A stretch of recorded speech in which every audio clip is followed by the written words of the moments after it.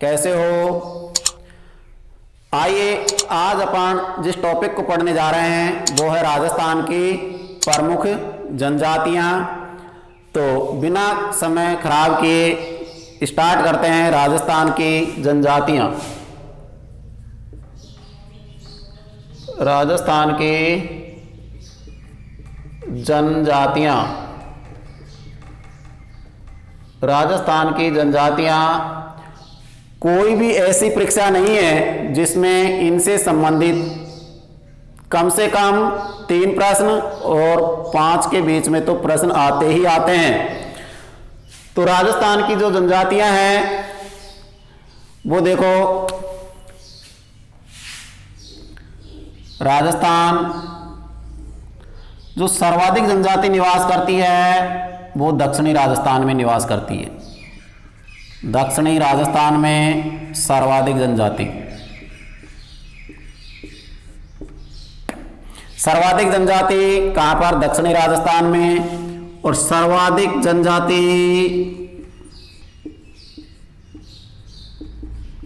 जिस जिले में निवास करती है वो जिला है उदयपुर। व्हाइट सिटी, झीलों की नगरी। सबसे कम जिला है बीकानेर। जिला कौन सा है? बीकानेर। तो न्यूनतम और सर्वाधिक जनजाति उदयपुर में और न्यूनतम सबसे कम बीकानेर में। अगर प्रतिशत के आधार पर पूछे तो राजस्थान का सबसे दक्षिणतम जो जिला है वो जिला है बांसवाड़ा। कौन सा वाड़ा? बांसवाड़ा। प्रतिशत के आधार पर सर्वाधिक, प्रतिशत के आधार पर सर्वाधिक जनजाति किस जिले में? बांसवाड़ा में। तो प्रतिशत के आधार पर सबसे कम राजस्थान का बीच का जो जिला है जिसका नाम है नागौर, जिस पर कोई गौर नहीं करे वही नागौर। प्रतिशत के आधार पर सबसे कम जनजाति नागौर में, सबसे ज्यादा बांसवाड़ा में। एक लाइन में प्रश्न है और इनसे संबंधित 3 से 5 प्रश्न हर परीक्षा में पूछे जाते हैं, चाहे परीक्षा कोई भी हो, पटवार हो, राजस्थान पुलिस हो, ग्राम सेवक हो, एलडीसी हो, राजस्थान की कोई भी प्रतियोगी परीक्षा हो। तो सबसे कम बीकानेर में, सबसे ज्यादा उदयपुर में, सर्वाधिक प्रतिशत जनजाति निवास करती है। आइए और देखते हैं। कई बार सीधा ये प्रश्न पूछ लेते हैं कि मीणा सर्वाधिक कहां पर है, भील कहां पर है, ठीक है ना। तो आइए देखते हैं। मीणा सर्वाधिक, सबसे ज्यादा जयपुर। मीणा सबसे ज्यादा कहां पर है? जयपुर में। भील सर्वाधिक उदयपुर। ग्रासिया सर्वाधिक सीसे सिरोही। अपने को याद करना है, कैसे भी याद रखो, बस याद रहना चाहिए। सीसे सिरोही।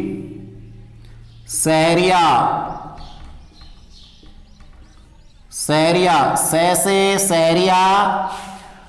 अरे कुछ नहीं है इसमें ज्यादा, रटने से कभी याद नहीं होंगे, आपको समझना है। सैसे सहरिया और सैसे शाहबाद, किशनगंज, शाहबाद और किशनगंज तहसील, जिला बारा। जिला कौन सा? बारा। सर्वाधिक मीणा जयपुर में, भील उदयपुर में, गरासिया, सिरोही, सहरिया, शाहबाद, किशनगंज, बारा। अगली जनजाति है कंजर। अगली जनजाति कौन सी है? कंजर। कैसे कंजर और कैसे कोटा। कैसे कंजार, कैसे कोटा, कथोड़ी, ज्यादा नहीं है थोड़ी है, ज्यादा नहीं है थोड़ी, और कथोड़ी, थोड़ी का मतलब कम, ढूंढाड़ में कम जो है उसको कहते हैं थोड़ी।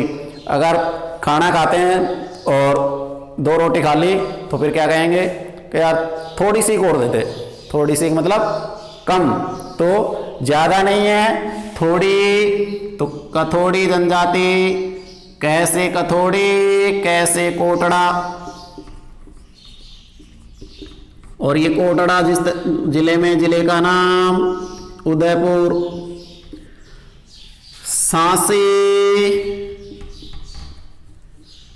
सांसी जनजाति सर्वाधिक है भरतपुर में। सर्वाधिक कहाँ पर है?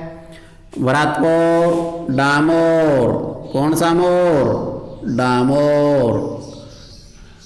और डैसे डामोर और डैसे डूंगरपुर।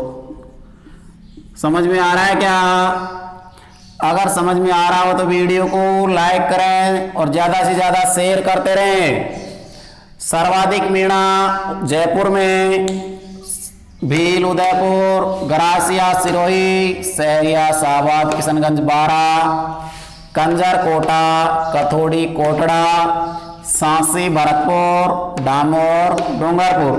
तो कई बार यहाँ से सीधा उठा के पूछ लेते हैं। आइए अब इनको एक एक करके पढ़ते हैं।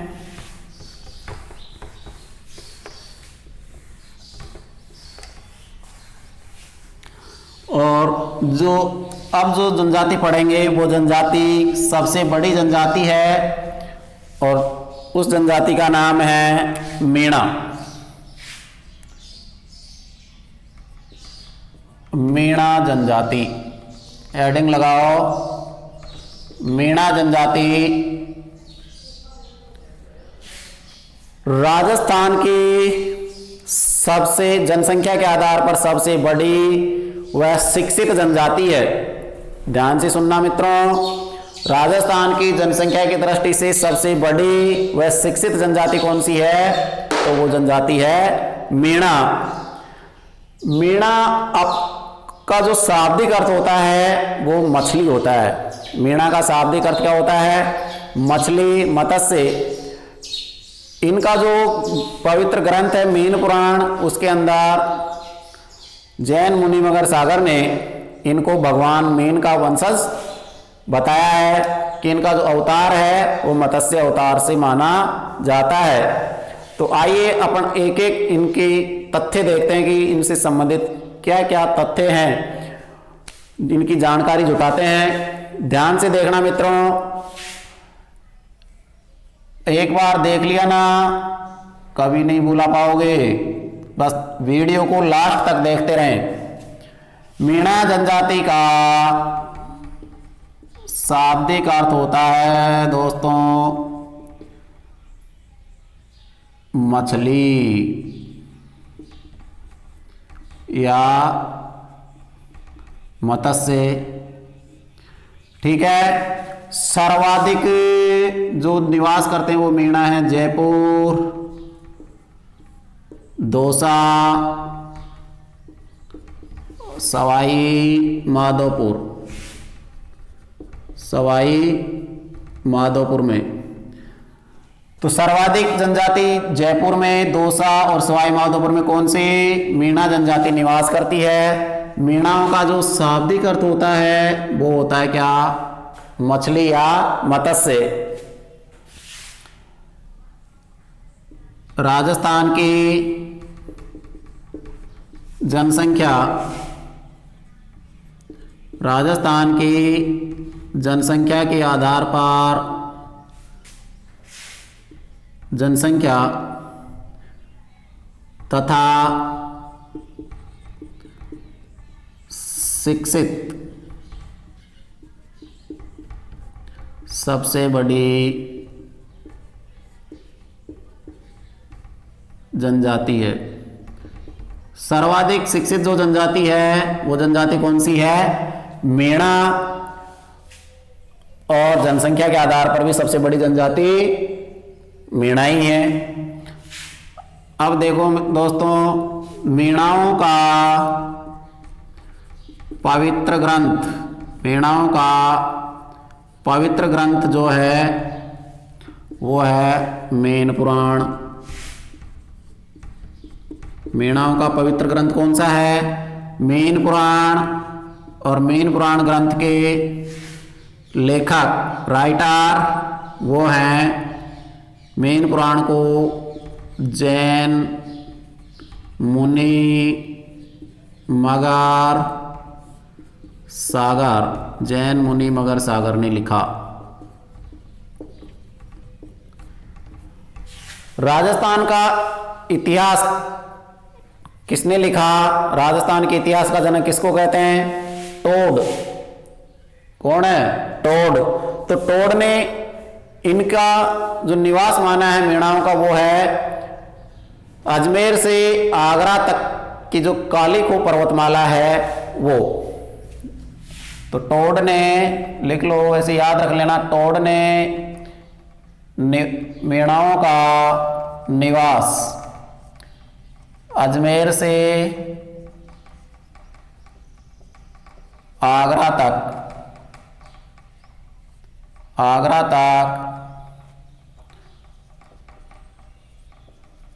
कालीखो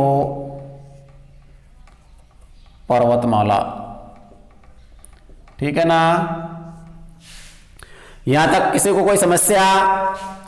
मेन पुराण मीणाओं का पवित्र ग्रंथ है और इसी मेन पुराण में जैन मुनि मगर सागर ने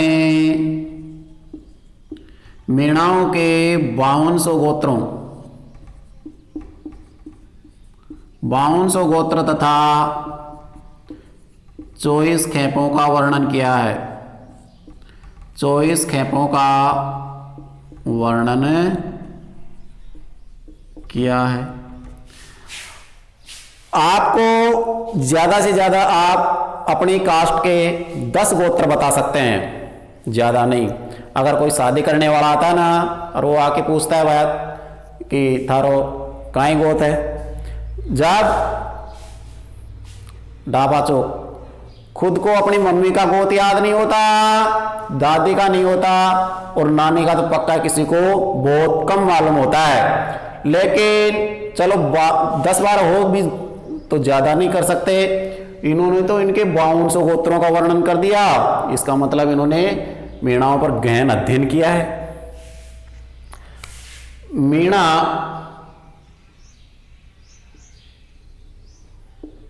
अपने आप को मत्स्य अवतार मानते हैं। मत्स्य अवतार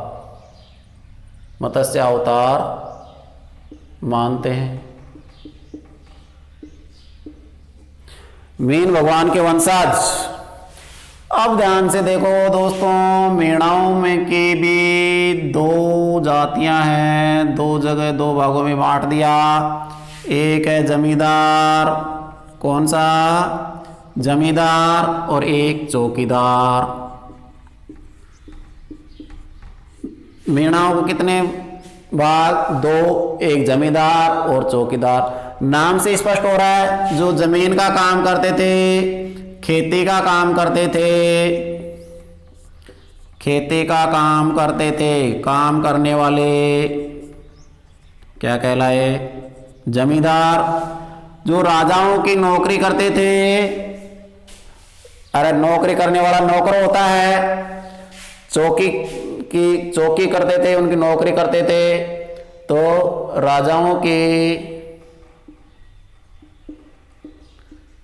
राजा महाराजाओं की चौकीदारी, राजा महाराजाओं की क्या करते थे? चौकीदारी करते थे। समझ में आया क्या? मीणा जनजाति को कितने भागों में? 2, एक जमींदार मीणा और एक चौकीदार मीणा। जो जमीन का खेती का काम करते थे वो जमींदार और जो चौकी का काम करते थे वो चौकीदार। आइए आगे देखते हैं। मीणाओं का पवित्र पक्षी, मीणाओं का पवित्र नहीं सॉरी प्रिय, मीणाओं का प्रिय पक्षी क्या है? मोर। प्रिय पक्षी क्या है? मोर। मीणाओं में बाल विवाह प्रचलन में है, बाल विवाह प्रचलन में है। छोटे छोटे टाबरों की क्या कर देते हैं? शादी कर देते हैं। छोटे छोटे बच्चों की क्या कर देते हैं? शादी कर देते हैं, लेकिन उनको ससुराल नहीं भेजते। जब तक वे वयस्क नहीं हो जाते तब तक उनका क्या नहीं करते? गोणा नहीं करते। समझ में आया क्या? गोणा, सावा, मुकलावा। और ये प्रश्न पूछ लिया गया मुकलावा क्या है। ठीक है, तो बाल विवाह मीणाओं में प्रचलन में है। फिर वयस्क होने पर गोणा, मुकलावा, सावा करते हैं। तीनों एक ही शब्द हैं। गोणा, मुकलावा, सावा करते हैं जब बच्चे वयस्क हो जाते हैं।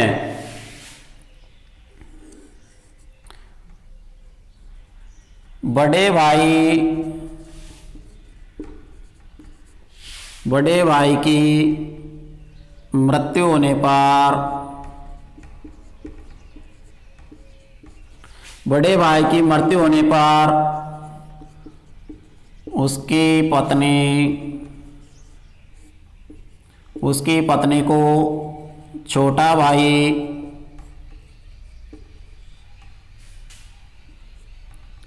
रख सकता है। अगर छोटे वाले की शादी नहीं हुई है तो उसकी जो पत्नी है बड़े वाले की, उसका विवाह किसके साथ कर देते हैं? छोटे वाले के साथ। लेकिन उसमें फेरा नहीं होते, जिसको अपन ढूंढाड़ में कहते हैं कि उसके पल्ले लगा दी। उसके पल्ले लगाने का मतलब उसका संबंध किसके साथ कर दिया? छोटे वाले के साथ कर दिया। आगे देखो,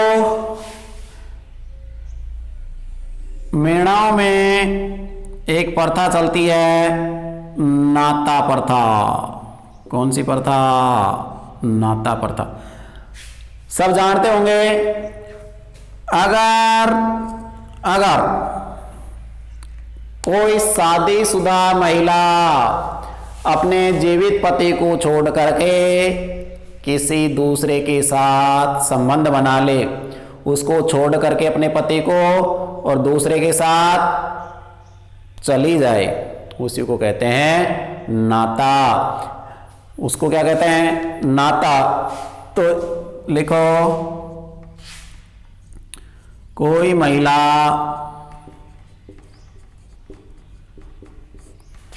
अपने जीवित पति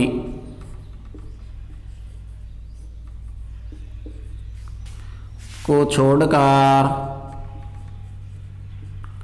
अपने जीवित पति को छोड़कर किसी दूसरे के साथ 9-2-11 किसी दूसरे के साथ चली जाए, उसे नाता प्रथा कहते हैं। उसे नाता प्रथा कहते हैं। स्क्रीनशॉट ले सकते हो, मिटा दूं। तो नाता प्रथा क्या है? पत्नी अपने पति को छोड़ करके और किसी दूसरे के साथ जुगाड़ बिठा लेती है और फिर पहले वाले को हमेशा हमेशा के लिए कि बाय बाय, तेरा मेरा रिश्ता यहीं तक था। अगली जो प्रथा है वो प्रथा है मीणाओं की, वो है झगड़ा प्रथा। कौन सी? झगड़ा प्रथा।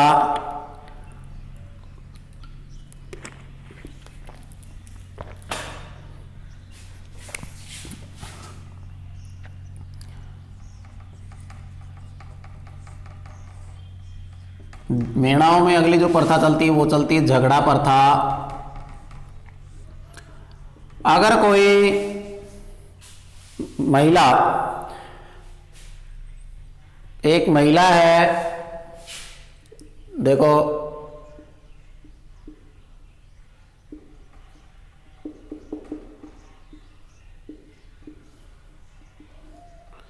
एक पुरुष है,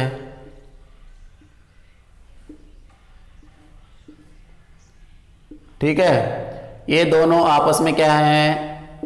पति पत्नी है। ये दोनों क्या है? पति पत्नी है। इसके इनके घर एक और आता है,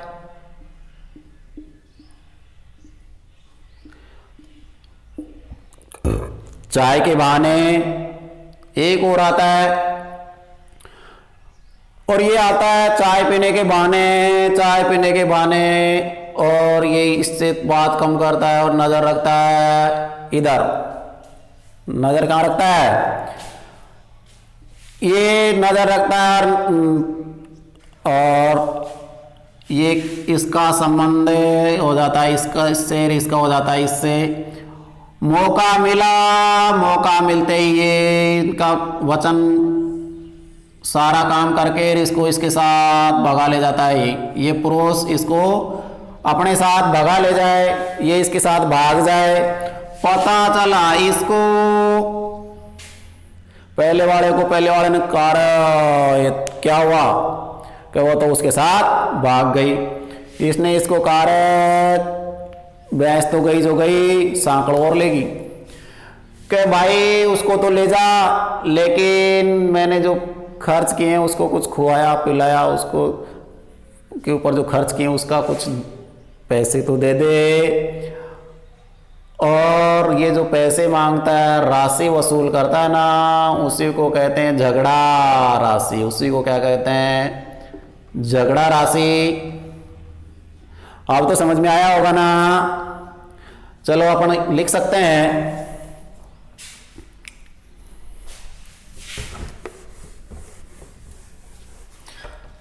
झगड़ा, कोई पुरुष किसी शादीशुदा महिला को भगाकर ले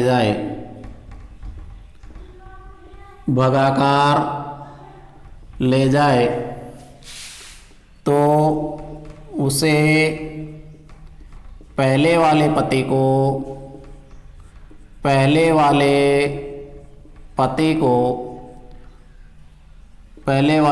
को कुछ रकम देनी पड़ती है, जिसे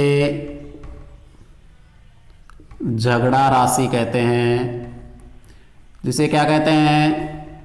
झगड़ा राशि कहते हैं। ठीक है, झगड़ा समझ में आ गया। अगली प्रथा, एक और प्रथा चलती है इनमें, वो प्रथा है भाई छेड़ा फाड़ना। क्या फाड़ना? छेड़ा फाड़ना। ध्यान दें, ये कोई महिला है, ठीक है ना, और ये पुरुष है। ये आपस में क्या है? पति पत्नी है। आपस में ये क्या है? पति पत्नी है। दोनों में कुछ कहा सुनी हो गई, दोनों में आपस में क्या हो गया? झगड़ा हो गया, और झगड़ा तो होता ही नॉर्मल बात है, लेकिन कुछ ज्यादा सीरियस ही हो गया। अब इन दोनों में ज्यादा झगड़ा हो गया, बात बढ़ गई, क्या बुलाई? पंचायत बुलाई। क्या बुलाई? पंचायत बुलाई। और इन पंचायत का जो मुखिया होता है वो पटेल कहलाता है, उससे क्या कहते हैं? पटेल। पंचायत के मुखिया को पटेल कहते हैं। इन दोनों को पंचायत के सामने पेश किया गया। इन्होंने दोनों ने अपनी अपनी गाथा सुनाई।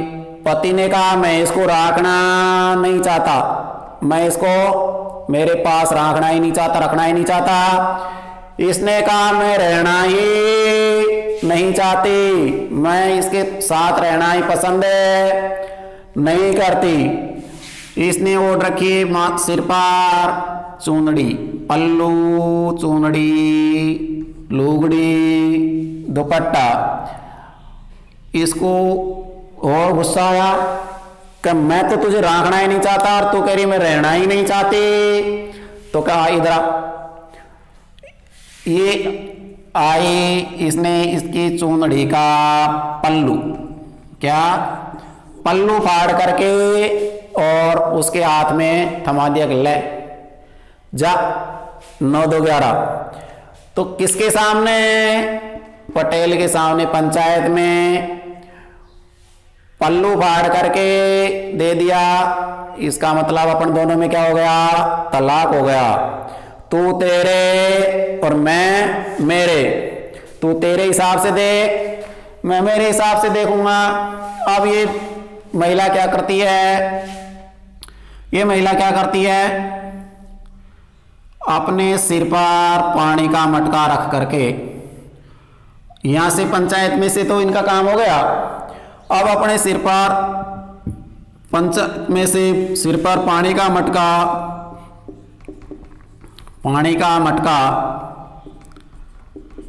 मटका रख करके चलती है, जाती है। अगर रास्ते में कोई पुरुष इस महिला का घड़ा उतारता है, मटका उतारता है सिर से, वो उसी की पत्नी बन जाती है और वही उसका भावी पति होता है। बताओ ऐसा हुआ क्या कभी आपके साथ? मेरे साथ तो नहीं हुआ भाई। आपके साथ हुआ हो तो कमेंट करके जरूर बताएं। तो ये है छेड़ा फाड़ना। तो अपन लिख सकते हैं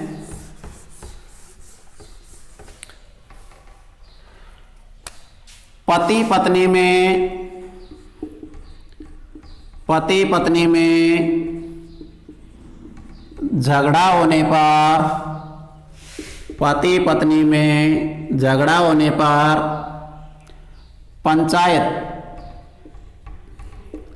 पंचायत में पति पत्नी के दुपट्टे या ओढ़नी जो भी है, दुपट्टे का पल्लू फाड़कर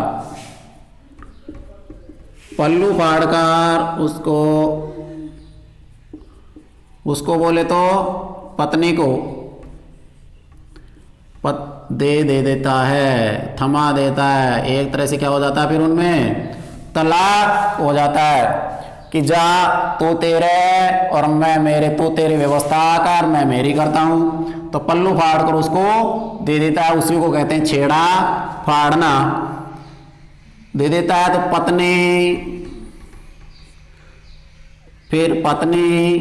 सिर पर पानी का मटका रखकर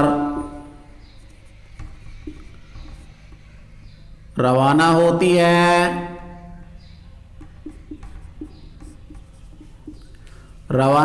है और रास्ते में कोई पुरुष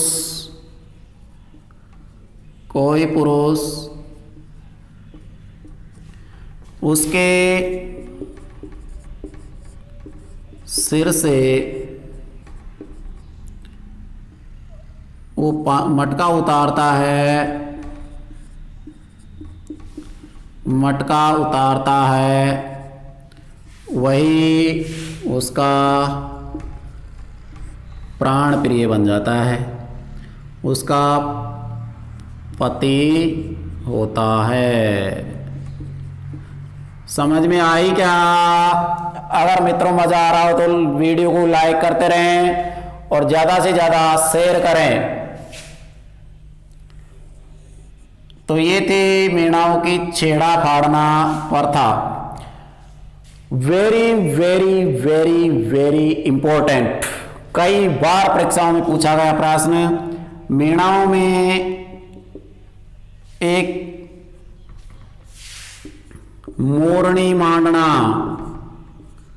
मोरनी मांडना, कौन से मांडना?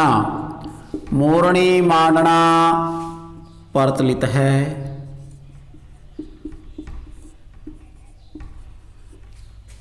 Very very important. Rajasthan police 2012, Rajasthan police 2012 कई बार परीक्षा में पूछा गया। मोरनी मांडना कौन सी जनजाति?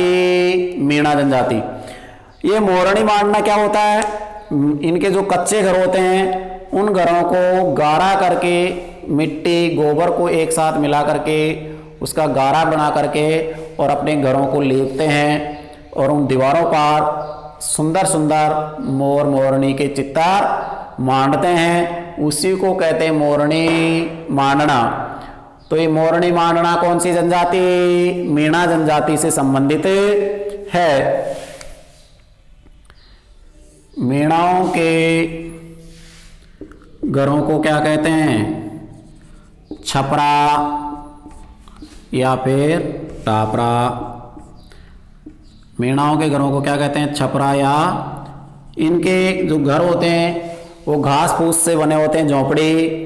अगर कोई लड़की वाला आता है तो लड़के वाला क्या कहता है कि देख लो साहब, मार तो यह छोरो है और यह हमारे फूस की टापरी है, थाना पसंद आवे तो यह देख लो, ये हमारे ये जो टूटी फूटी पूंछ की टापरी चसा, मार तो गरीब वाली झोंपड़ी है। ठीक है ना? तो यह क्या है? छपरा या टापरा।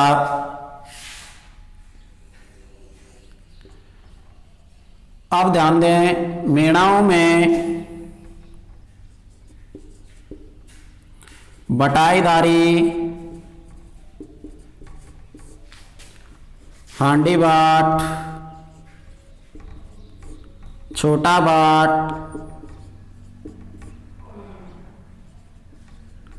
ये करसी से संबंधित हैं। किससे संबंधित हैं? करसी से संबंधित हैं। मीणा जनजाति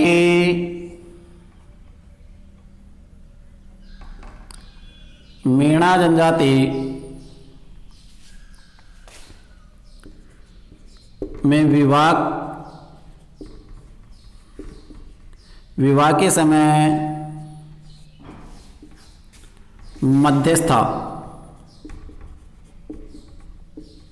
मध्यस्थता का काम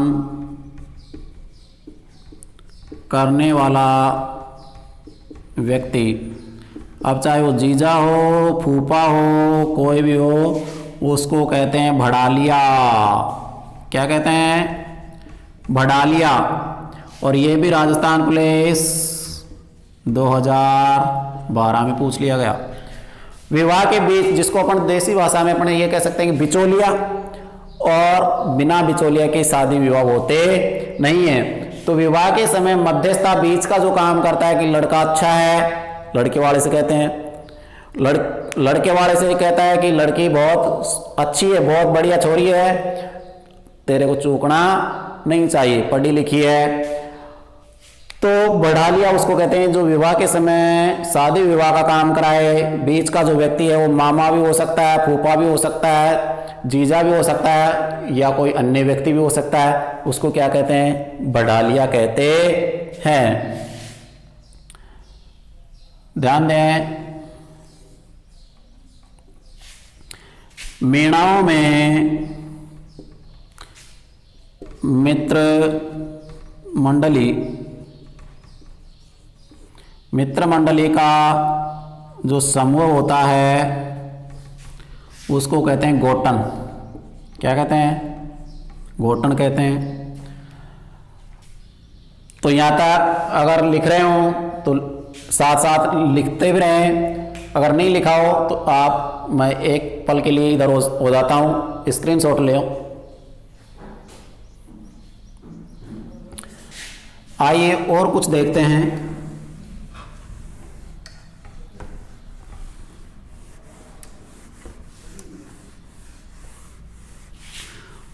मित्रों, ये जनजातियां ना, ये जनजातियां कोई परीक्षा को चूकती ही नहीं है, कोई ना कोई प्रश्न इनमें से जरूर टपकता है, इसलिए ध्यान से ये वीडियो देखते रहें। मैं समझता हूं इस वीडियो को देखने के बाद आपका कोई प्रश्न गलत नहीं होगा और आपको अलग से किताब पढ़ने की जरूरत नहीं होगी। मीणा जाति पर अगर कुछ संकट आ जाता है, कोई विपत्ति आ जाती है, विपदा आ जाती है, तो ये जोर से यूं करके चिल्लाते हैं, जिसको अपन किलकारी बोलते हैं। जोर से किलकारी ठोकते हैं तो वो दूसरे उनको सुन करके और उसके घर चले आते हैं, इकट्ठे हो जाते हैं। तो मीणा जाति पर संकट आने पर जोर से चिल्लाना क्या कहलाता है?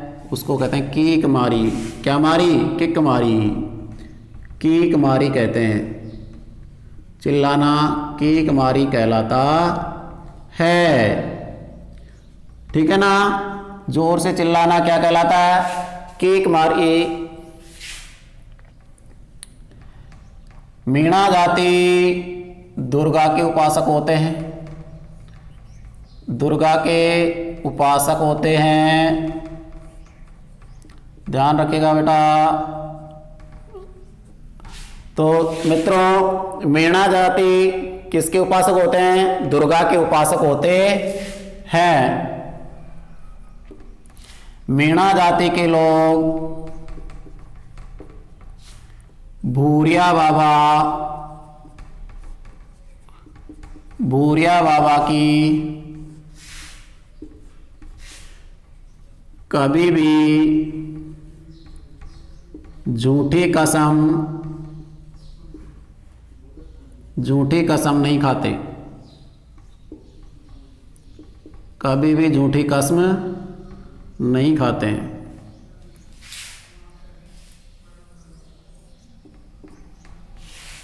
भूरिया बाबा इनके आराध्य देव हैं। जब मैंने भूरिया बाबा पढ़ाया था वहाँ पर भूरिया बाबा को डिटेल से समझाया है। मेरा पिछले वीडियो देखना, राजस्थान के लोक देवता, उसमें सारे लोक देवता पढ़ाए हुए हैं। मीणा जाति के लोग गोवर्धन पर अपने शस्त्रों का प्रयोग नहीं करते। तो बताओ, मीणा जाति के लोग कौन से त्योहार पर अपने शस्त्र नहीं उठाते? तो वो है गोवर्धन पर। और गोवर्धन कब आता है आपको पता है? कार्तिक की अमावस्या को आती है दीपावली, और दीपावली से अगले दिन आता है गोवर्धन, ठीक है? तो गोवर्धन के दिन मीणा अपने शस्त्रों का प्रयोग नहीं करते।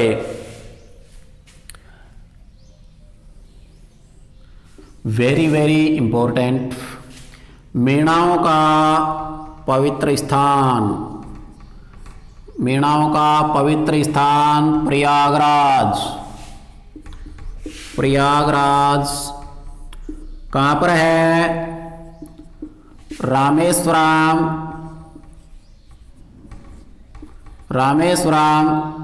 और रामेश्वरम कहाँ पर है? जिला सवाई माधोपुर। यहाँ पर चंबल, बनास और सीप, तीनों नदियां आकर के यहाँ पर मिलती है और यहीं पर बनता है, जहाँ पर तीन नदियां आकर के मिलती है वहाँ पर बनता है त्रिवेणी संगम। तो त्रिवेणी संगम रामेश्वरम में बनता है, चंबल, बनास और सीप तीनों नदियां आकर के यहाँ पर मिलती है और यही है मीणाओं का सबसे पवित्र स्थान प्रयागराज, रामेश्वरम, सवाई माधोपुर में। मीणा जाति की सबसे बड़ी पंचायत, सबसे बड़ी पंचायत क्या कहलाती है? 84। क्या कहलाती है?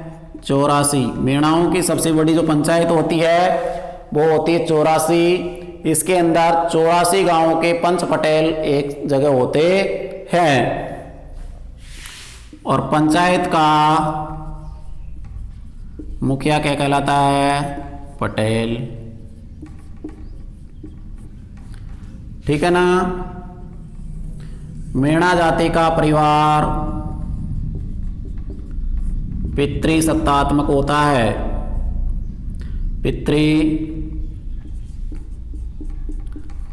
पितृसत्तात्मक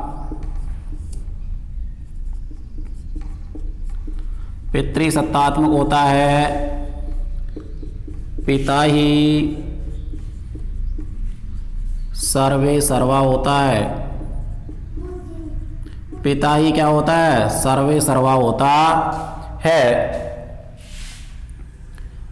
मीणा जाति के लोग कैला देवी, कौन सी? कैला देवी के मेले पर सामूहिक लांगुरिया नृत्य करते हैं। कौन सा? लांगुरिया नृत्य। कौन सा? लांगुरिया नृत्य करते हैं। लांगुरिया नृत्य करते हैं कैला देवी के मेले पर। कैला देवी का मेला कहाँ पड़ता है? कैसे कैला और कैसे करौली। और कब भरता है? चैत्र की शुक्ल पक्ष की अष्टमी को ये मेला भरता है, कैला देवी का मेला।